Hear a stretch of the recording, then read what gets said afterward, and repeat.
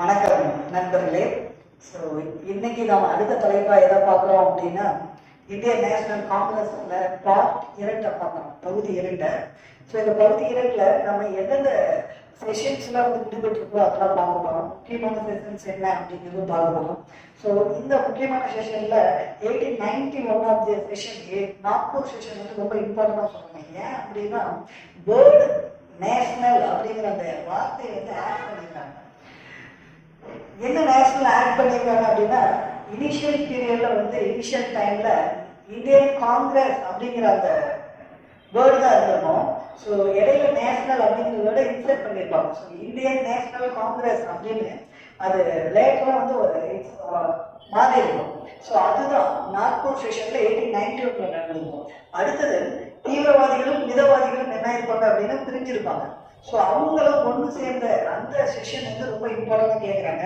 1916 Lucknow section தான் 2 பேரும் எடுத்திருக்காங்க. அது மட்டும் இல்லை, ஆல் இந்தியா காதி போர்டு வந்து எப்போ எஸ்டாப்ளிஷ் பண்ணாங்க அப்படின்னு சொல்லி கேட்குறாங்க. அப்போ கதர் இயக்கத்திற்கான ஒரு இயக்கம் அப்படிங்கிற அந்த அமைப்பு எப்போ தோற்றுவிக்கப்பட்டது அப்படின்னா 1923 டெல்லியில் வந்து டெல்லி செக்ஷனில் எஸ்டாப்ளிஷ் பண்ணியிருக்காங்க. எல்லா ஒர்க்கர்ஸும் கம்பல்சரியாக வந்து கதர் அடையணும், அதாவது காதி உடுத்தணும் அப்படின்னு சொன்னது எந்த செஷன் அப்படின்னா 1926 கவுகாதி செக்ஷன்ல சொல்லியிருக்காங்க.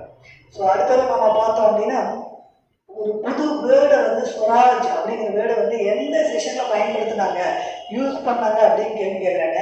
1906 கல்கட்டா செஷன்ல வந்து அந்த வேர்டை யூஸ் பண்ணியிருக்காங்க. அப்போ இந்த இந்தியன் நேஷனல் காங்கிரஸ்ல காந்திஜி பார்ட்டிசிபேட் பண்ணியிருக்காரா அப்படின்னு கேட்குறாங்க. Yes, only one session, one time தான் பார்ட்டிசிபேட் பண்ணியிருக்காரு. So the Gandhi presided over 1924 Belgaum செஷன்ல வந்து பார்ட்டிசிபேட் பண்ணியிருக்காரு.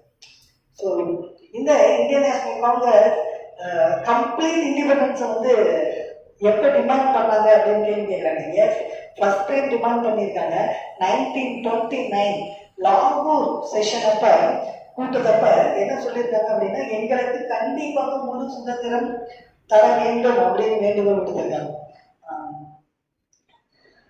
அது மட்டும் இல்ல, 1896 கல்கத்தா செஷன் அப்ப நம்மளுடைய வந்தே மாதரம் பாடல், தேசிய பாடல் வந்து பாடியிருப்பாங்க. அதுபோல நேஷனல் ஆந்தம், தேசிய கீதம் வந்து 1911 கல்கத்தா செஷன் அப்ப நேஷனல் ஆந்தம் வந்து பாடியிருப்பாங்க. அது போல ஆல் இந்தியா யூத் காங்கிரஸ் எப்போ எஸ்டாப்ளிஷ் பண்ணாங்கன்னு கேட்குறாங்க. அந்த செஷன் தான் 1928 கல்கட்டா செஷன்ல வந்து ஆல் இந்தியா யூத் காங்கிரஸ் அது வந்து எஸ்டாப்ளிஷ் பண்ணியிருக்காங்க. தென் சுபாஷ் சந்திர போஸ் எந்த செஷன்ல வந்து பார்ட்டிசிபேட் பண்ணாரு, எந்த செஷன்ல வந்தாரு அப்படின்னா, ஹரிபுரா செஷன் 1938 பிரசிடென்டா இருக்காரு. திரும்பவும் ரீஎலெக்டட் ஆகி திரும்பவும் நெக்ஸ்ட் இயர் வந்து சுபாஷ் சந்திர போஸ் வந்து காந்திஜி கேண்டிடேட்டான பட்டாபி சித்தராமையா அவங்க வந்து எகென்ஸ்டா நின்று வெற்றி பெற்றுவாரு. அவரை டிஃபீட் பண்ணிடுவாரு.